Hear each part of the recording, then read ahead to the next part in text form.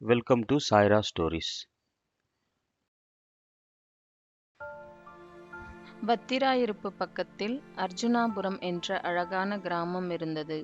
பார்ப்பதற்கே செழிப்பாக பச்சை பசேலென்று பசுமையாக இருக்கும். கொடுமையான வறுமையால் தன்னையும் தன் மக்களையும் பறிகொடுத்து தெய்வமாக இருக்கும் நல்லதங்காள் வரலாற்றைப் பற்றி இன்று தெரிந்து கொள்வோம். விருதுநகர் மாவட்டத்தில் வத்திராயிருப்பு பக்கத்தில் அர்ஜுனாபுரம் என்ற அழகான கிராமம் இருந்தது. அந்த கிராமத்தில் எந்த பக்கம் பார்த்தாலும் மாமரங்களும் தென்னை மரங்களும் வாழை மரங்களும் தேக்கு மரங்களும் பார்ப்பதற்கே செழிப்பாக பச்சை பசேல் என்று பசுமையாக இருக்கும். இந்த அர்ஜுனாபுரத்தை தலைமையிடமாக கொண்டு மதுராபுரி நகரத்தில் பிறந்த ராமலிங்க மகாராஜா, இவருக்கு இந்திராணி என்ற மனைவி இருந்தார். இவருக்கும் இந்திராணிக்கும் திருமணம் முடிந்து பல வருடங்களுக்கு பிறகுதான் குழந்தை பேறு கிடைத்தது. மொத்தம் அவர்களுக்கு 2 குழந்தைகள் இருந்தனர். மூத்த குழந்தை பெயர் நல்லதம்பி, இளைய குழந்தை நல்லதங்காள். இந்த 2 குழந்தைகளுமே நல்ல செல்வ செழிப்புடன் வளர்ந்து வந்தனர். சில நாட்களுக்கு பிறகு ராமலிங்க மகாராஜாவுக்கு முதுமை காலம் வந்தது. தான் உயிரோடு இருக்கும்போதே நல்லதம்பிக்கு முடிசூட்ட வேண்டும் என்று முடிவு செய்தார். உடனே குந்தல தேசத்தை ஆட்சி புரிந்து வந்த கோமகனின் மகள் மூழி அலங்காரியை திருமணம் செய்து வைத்தார். திருமணம் முடிந்த 10வது நாள் நல்லதங்காளின் தாய் இந்திராணி இறந்து விட்டார். மனைவி இறந்த துயரத்தில் தன்னுடைய மகளுக்கு இன்னும் திருமணம் முடித்து வைக்கவில்லையே என்று துக்கத்தில் ராமலிங்க மகாராஜா சில நாட்கள் கழித்து இறந்துவிட்டார். தாயும் தந்தையும் இறந்து பின்னர் நல்லதங்காளின் அண்ணன் நல்லதம்பி அவளை அதிக பாசத்துடன் வளர்த்து வந்தார்.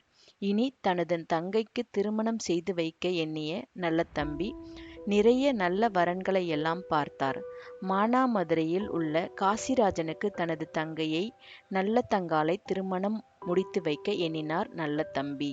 சித்திரை திங்கள் புதன்கிழமை அன்று அர்ஜுனாபுரத்தில் கோலாகலமாக திருமணம் நடந்தது. நல்லதம்பி தனது தங்கையான நல்லதங்காளுக்கு நிறைய சீதனம் கொடுத்தார். தங்கத்தினால் நகைகளும் வெள்ளியினால் ஆன பூஜை பொருட்களும் வெள்ளாடுகளும் பசுமாடுகளும் பொன்னாலான முக்காலி போன்ற நிறைய பொருட்களுடன் பணிப்பெண்களையும் கொடுத்து கலங்கிய கண்களுடன் பிரியாமணம் இல்லாமல் மானாமதுரைக்கு நல்லதங்காளை வழி அனுப்பி வைத்தார் நல்லதம்பி. 8 ஆண்டுகள் ரொம்ப சந்தோஷமாக இருந்தார்கள். காசிராஜனுக்கும் நல்லதங்காளுக்கும் 7 குழந்தைகள் பிறந்தனர். இதில் 4 ஆண் குழந்தைகளும் 3 பெண் குழந்தைகளும் இருந்தனர். இப்படி சந்தோஷமாக வாழ்ந்து வந்த இவருடைய வாழ்க்கையில் ஒரு பெரிய சோதனை வந்தது. ஒரு நாள் மானாமதுரையில் தண்ணீர் பஞ்சம் வந்தது. விளைச்சலும் குறைந்தது. ஆடு மாடுகள் எல்லாம் செத்து போயின. மக்கள் பலர் பசியினால் இறந்து போனார்கள். காசிராஜனுக்கு தன்னுடைய மக்கள் கஷ்டப்படுவதை பார்க்க முடியவில்லை. உடனே தன்னுடைய நாட்டு மக்கள் அண்டை நாடு செல்வதற்கு ஏற்பாடு செய்தார். அது மட்டும் இல்லாமல் தன்னுடைய மாளிகையில் இருக்கக்கூடிய பொன்னையும் பொருளையும் கொடுத்து உதவி செய்தார். தினமும் தன்னுடைய மக்கள் அனைவருக்கும் உணவு கிடைச்சதா என்பதை தெரிந்த பிறகுதான் காசிராஜன் சாப்பிட்டு வந்தார். கொஞ்ச நாட்களிலேயே தானிய கிடங்கில் இருக்கும் பொருட்கள் எல்லாம் தீர்ந்து போயின. உடனே காசிராஜன் தன்னுடைய மந்திரி முதற்கொண்டு எல்லா மக்களையும் அடுத்த நாட்டிற்கு அனுப்பி வைத்தார். காசிராஜனுடைய மனைவி நல்லதங்காளும் அவளுடைய 7 குழந்தைகளும் பசியால் அழுது துடித்தனர்.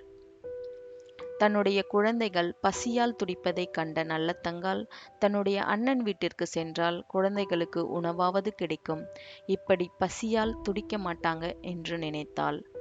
இதை எப்படி காசிராஜனிடம் கூறுவது என்று நினைத்து காசிராஜனையும் தன்னுடன் கூட்டி சென்று விடலாம், அப்பொழுது வறுமையில் இருந்து தப்பித்து விடலாம் என்று நினைத்து தன்னுடைய விருப்பத்தை காசிராஜனிடம் சொன்னாள் நல்லதங்காள். காசிராஜனிடம் நல்லதங்காள் என்னுடைய அண்ணன் வீட்டிற்கு செல்லலாமா என்று கேட்டாள். இதை கேட்டதும் காசிராஜனுக்கு கொஞ்சம் கூட விருப்பமில்லை. அதற்கு காசிராஜன், நான் இந்த நாட்டிற்கு அரசன், எந்த நிலை வந்தாலும் நான் வரக்கூடாது. நீ வேண்டுமென்றால் நம்முடைய குழந்தைகளை அழைத்து கொண்டு உன்னுடைய அண்ணன் வீட்டிற்கு சென்று வா என்று நல்லதங்காளை அனுப்பி வைத்தார்.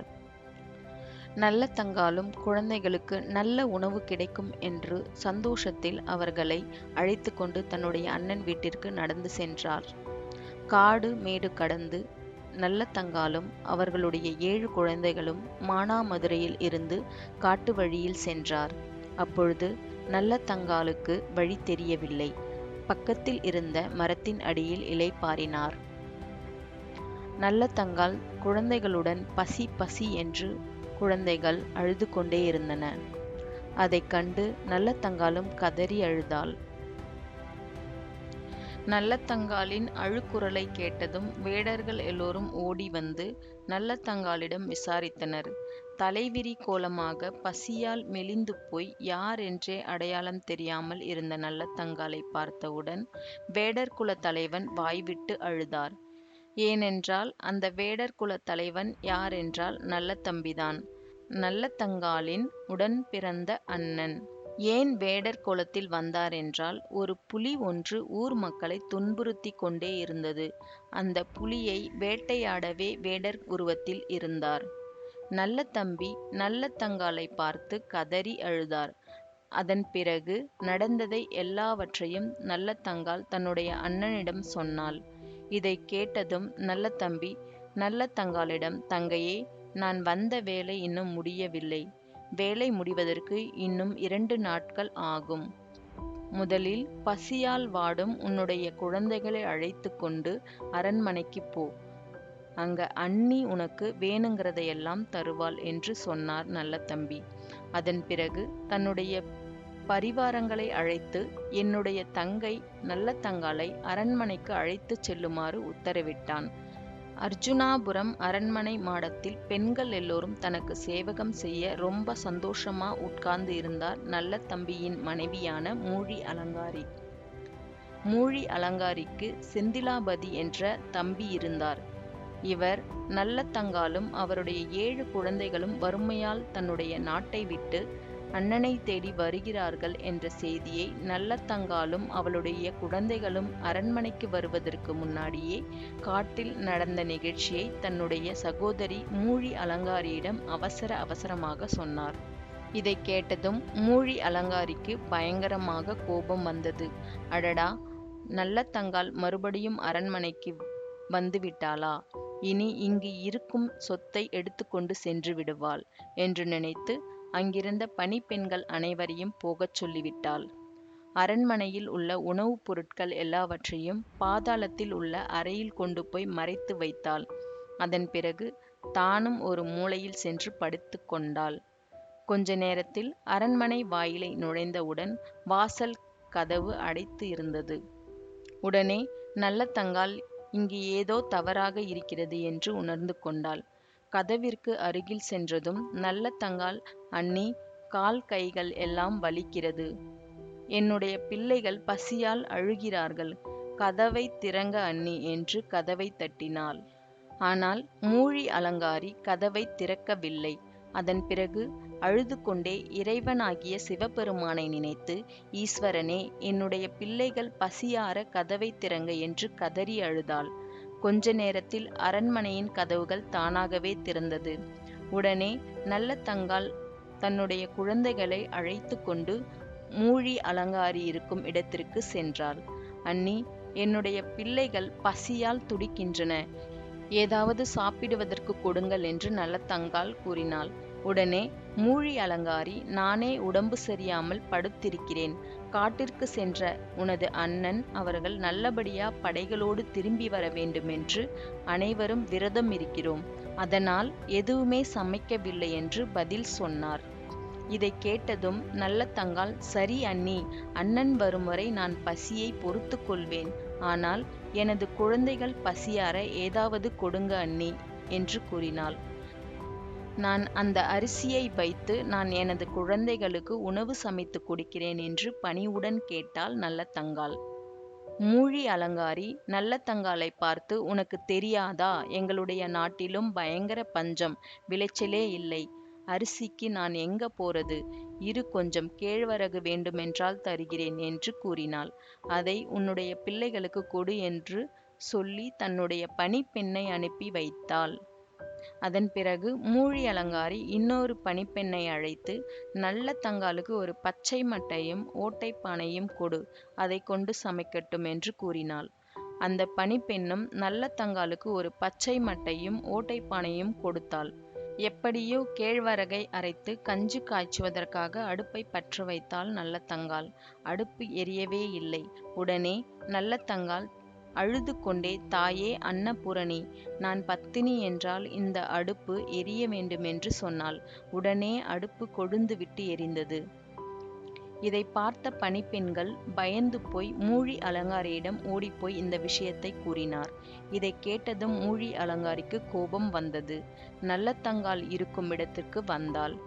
மூழி அலங்காரி நல்ல தங்காளை பார்த்து, உன்னுடைய திருமணத்தின் போது நீ எடுத்துக்கொண்டு சென்ற செல்வம் எல்லாம் பத்தாது என்றா இந்த அரண்மனையை கொளுத்த பார்க்கிறாய் என்று சொல்லிவிட்டு கேழ்வரகு கஞ்சி கொதித்து கொண்டிருக்கும் பானையை தனது காலால் எட்டி உதைத்தாள். பானையில் உள்ள கஞ்சி எல்லாம் தரையில் சிதறி கிடந்தன. இதை பார்த்ததும் பசியால் இருந்த நல்ல தங்காளின் குழந்தைகள் தரையில் சிதறிய கஞ்சியை வழித்து குடித்தனர்.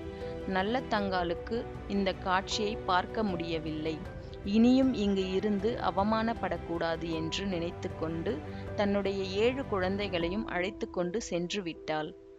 பாழடைந்த கிணத்தை தேடி சென்றாள் நல்ல தங்காள்.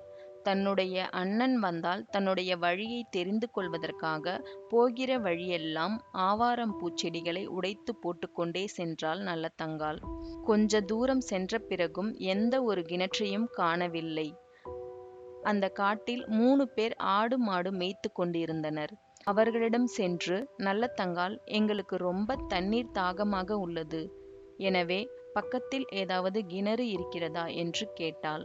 உடனே ஆடு மேய்ப்பவர்களான 3 ஒருவர், ரொம்ப தூரத்தில் கருப்பராயன் என்று ஒரு கோவில் உள்ளது, அதை தாண்டி போனால் ஒரு கிணறு இருக்கிறது என்று கூறினான். உடனே நல்ல தங்காள் தன்னுடைய குழந்தைகளை அழைத்து கொண்டு கிணறு இருக்கும் இடத்திற்கு சென்றாள். அங்கு சென்றதும் நல்ல தங்காளின் குழந்தைகள் அனைவரும் பசி மயக்கத்தில் உறங்கிவிட்டனர். நல்ல தங்காலும் தன்னுடைய குழந்தைகளுக்கு அருகிலேயே அமர்ந்து இருந்தாள். அந்த சமயத்தில்தான் நல்ல தங்காளின் மனதில் ஒன்று தோன்றியது. எந்த சமயத்திலும் அழையா விருந்தாளியாக யாருடைய வீட்டிற்கும் போகக்கூடாது என்று கணவன் காசிராஜன் சொன்னது நினைவிற்கு வந்தது. தன்னுடைய தவறை எண்ணி அழுது கொண்டே இருந்தாள். தன்னுடைய கணவனின் பேச்சை கேட்காமல் வந்தது எவ்வளவு தவறு என்று எண்ணி அழுதாள். தன்னுடைய குழந்தைகள் தூங்கி முழித்துவிட்டால் அவர்களை கிணற்றில் தூக்கி போடுவதற்கு மனதே வராது. எனவே இதுதான் சரியான சமயம் என்று நினைத்த நல்ல தங்காள் தன்னுடைய தாலியை கழற்றி தன்னுடைய கணவனோ அல்லது அண்ணனோ தன்னை தேடி கொண்டு வந்தால் அவர்களுடைய கண்ணில் படுமாறு கிணற்றின் மேட்டில் வைத்தாள் நல்ல தங்காள். உடனே கிணற்றை 3 முறை சுற்றி வந்து ஒவ்வொரு குழந்தைகளாக தூக்கி கிணற்றில் போட்டாள். இந்த சத்தம் கேட்டு நல்ல தங்காளின் மூத்த மகன் முழித்து கொண்டான். அம்மாவிடம் இருந்து தப்பி ஓட முயற்சி செய்தான். அவன் அம்மாவிடம், என்னை மட்டுமாவது தப்பி போக விடுங்கம்மா, நம்முடைய வம்சத்தின் பேர் சொல்ல நான் மட்டுமாவது இருக்கிறேன் என்று கூறி கதறி அழுதான்.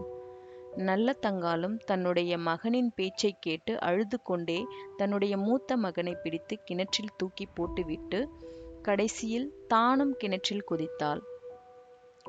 இப்பொழுது நல்ல தங்காலும் அவளின் 7 குழந்தைகளும் கிணற்றில் இறந்து மிதந்தனர். இந்த நேரத்தில் நல்ல தங்காளின் அண்ணன் நல்ல தம்பி வேட்டையை முடித்து கொண்டு அரண்மனைக்கு வந்தான். தன்னுடைய தங்கையையும் 7 குழந்தைகளையும் அரண்மனை முழுவதும் தேடினான். அவர்கள் அங்கு இல்லை. உடனே தன்னுடைய மனைவி மூழி அலங்காரியிடம் வந்து கேட்டான் நல்ல தம்பி. உடனே மூழி அலங்காரி தன்னுடைய கணவனிடம், நானே உடம்பு முடியாமல் படுத்து கொண்டிருந்தேன், அப்படி இருந்தும் உங்க தங்கைக்கு சுவையான உணவுகளை சமைத்து சாப்பிட கூப்பிட்டேன். ஆனால் அவர்கள் எல்லோரும், அண்ணன் வந்து சாப்பாடு போட்டால்தான் சாப்பிடுவோம், இல்லை என்றால் சாப்பிட மாட்டோம் என்று கோபப்பட்டு இங்கிருந்து சென்று விட்டனர் என்று பொய் சொன்னாள் மூழி அலங்காரி. நல்ல தம்பிக்கு தன்னுடைய மனைவி சொன்னது சரியாக படவில்லை. உடனே நல்ல தம்பி அங்குள்ள பணிப்பெண்களிடம் விசாரித்தான். உடனே நல்ல தம்பி தன்னுடைய தங்கையை தேடி காட்டிற்குள் சென்றான். வழி எங்கும் ஆவாரம் பூவை பின்தொடர்ந்து சென்றான் நல்ல தம்பி. ஆனால் மறுபுறம் மானாமதுரையில் நல்லா மழை பெய்து நாடே செழிப்பாக இருந்தது. காசிராஜனும் தன்னுடைய மனைவி நல்ல தங்காளையும் 7 குழந்தைகளையும் நல்ல தம்பி வீட்டிலிருந்து அழைத்து கொண்டு வரலாம் என்று சொல்லி காட்டில் வந்து கொண்டிருந்தார். நல்ல தம்பியும் காசிராஜனும் ஒருவரை ஒருவர் சந்தித்து கொண்டனர். நல்ல தம்பி நடந்த உண்மைகளை காசிராஜனிடம் சொன்னார். அந்த ஆவாரம் பூவை பின்தொடர்ந்தே காசிராஜனும் நல்ல தம்பியும் சென்றனர். அது ஒரு கிணற்று பகுதியை வந்தடைந்தது. கிணற்றுக்குள் நல்ல தங்காலும் அவளுடைய 7 குழந்தைகளும் இறந்து மிதந்து கொண்டிருந்தனர். இதை பார்த்ததும் காசிராஜனும் நல்ல தம்பியும் கதறி அழுதனர். அதன் பிறகு நல்ல தங்காளையும் அவளுடைய 7 குழந்தைகளையும் வெளியே எடுத்து ஈம காரியங்களை செய்தனர். உடனே காசிராஜன் தன்னுடைய மனைவி நல்ல தங்காலும் 7 குழந்தைகளும் இறந்த துக்கம் தாங்க முடியாமல் இறந்து விட்டார். நல்ல தம்பிக்கு ரொம்ப கோபம் வந்தது. தன்னுடைய தங்கையும் அவளுடைய குழந்தைகளையும் இறந்ததற்கு மூழி அலங்காரிதான் முக்கிய காரணம் என்று நினைத்து கொண்டு மூழி அலங்காரியை அவளுடைய வம்சத்தையே அழிக்க வேண்டும் என்று ஒரு சபதம் எடுத்தான். உடனே அரண்மனைக்கு சென்று தன்னுடைய மனைவி மூழி அலங்காரியிடம், ஒரு துக்கம் நடந்த வீட்டில் நல்ல காரியம் உடனே நடத்த வேண்டும். இதனால் உன்னுடைய தம்பி செந்திலாபதிக்கு திருமணத்தை நடத்தி வைக்கலாம். உன்னுடைய சொந்த பந்தங்களை எல்லாம் வரச் சொல்லு என்று நல்ல தம்பி கூறினான். இதனால் மூழி அலங்காரிக்கு ரொம்ப சந்தோஷம். திருமண ஏற்பாடுகள் எல்லாம் தடபுடலாக நடந்தது. நல்ல தம்பி தன்னுடைய அரண்மனையில் உள்ள சிற்பியை அழைத்து ஒரு பொய்யான மண்டபத்தை தயார் செய்யும்படி கூறினான். மூழி அலங்காரியின் சொந்த பந்தங்களை பொய்யாக உள்ள மண்டபத்திலும் நல்ல தம்பியின் சொந்தங்களை அவனுடைய அரண்மனையிலும் தங்க வைத்தான். திருமணம் நடப்பதற்கு கொஞ்ச நேரத்திற்கு முன்னால் நல்ல தம்பி திட்டம் போட்டது மாதிரி போலியாக கட்டப்பட்ட மண்டபம் இடிந்து விழுந்தது. மூழி அலங்காரியின் வம்சமே அடியோடி அழிந்து விட்டது. உடனே தன்னுடைய கடமையை நல்லபடியாக முடித்து விட்டோம் என்று நினைத்து கொண்டு நல்ல தம்பி ஈட்டி மீது பாய்ந்து உயிரையே விட்டார். பச்சை ஆடை போர்த்திய வயல்களுக்கு மத்தியில்தான் அர்ஜுனாபுரத்தில் கோவில் கொண்டுள்ளார் நல்ல தங்காள். இங்குள்ள கோவில் அமைப்பை பார்த்தால் மற்ற கோவில்களைப் போல் இல்லாமல் வித்தியாசமாக இருக்கும். கோவில் கருவறையில் நல்ல தங்காள் சிலை கம்பீரமாக இருக்கும். 7 குழந்தைகளின் சிலையும் ஒரே கல்லில் செதுக்கப்பட்டு தனியே இன்னொரு சன்னதியாக இருக்கும். இங்கு நல்ல தங்காளுக்கும் நல்ல தம்பிக்கும் 2 கோவில்கள் கட்டப்பட்டு மக்கள் வழிபட்டு வருகிறார்கள். இந்த கோவிலுக்கு சற்று தொலைவில்தான் ஒரு பாழடைந்த கிணறு சிதைந்து போய் உள்ளது. இங்கு ஒவ்வொரு ஆண்டும் ஆனி மாதம் பொங்கல் திருவிழா சிறப்பாக கொண்டாடப்படுகிறது. அது மட்டுமில்லாமல் ஒவ்வொரு வருடமும் ஆடி மாதமும் பொங்கல் விழாவின் போது நல்ல தங்காளின் உறவினர் வழித்தோன்றலில் வந்தவர்கள் மானாமதுரையிலிருந்து வந்து விழாவில் கலந்து கொள்கிறார்கள். இந்த திருவிழா 4 நாட்கள் நடக்கிறது. அதன் பிறகு மாதந்தோறும் பௌர்ணமி பூஜையும் சிறப்பாக நடக்கிறது. அவர்கள் வாழ்ந்த அரண்மனையின் எஞ்சிய இடிபாடுகள், தற்கொலை செய்து கொண்ட கிணறு போன்றவற்றை பத்திராயிருப்பில் இன்றும் உள்ளது. நல்லோர் தெய்வமாவார் என்ற ஆன்மீக தத்துவத்தின் அடிப்படையில்தான் நல்ல தங்காலும் நல்ல தம்பியும் வாழ்ந்த அரண்மனை கோவிலாக போற்றப்படுகிறது. இந்த நல்ல தங்காள் கதை உங்களுக்கு பிடிச்சிருந்துச்சுன்னா லைக் பண்ணுங்கள், சப்ஸ்கிரைப் பண்ணுங்கள், பக்கத்தில் இருக்க அந்த பெல் பட்டனை கிளிக் பண்ணுங்கள். அப்போ தான் நாங்கள் அடுத்தடுத்து போடுற வீடியோஸ் உங்களை வந்து சேரும். நன்றி.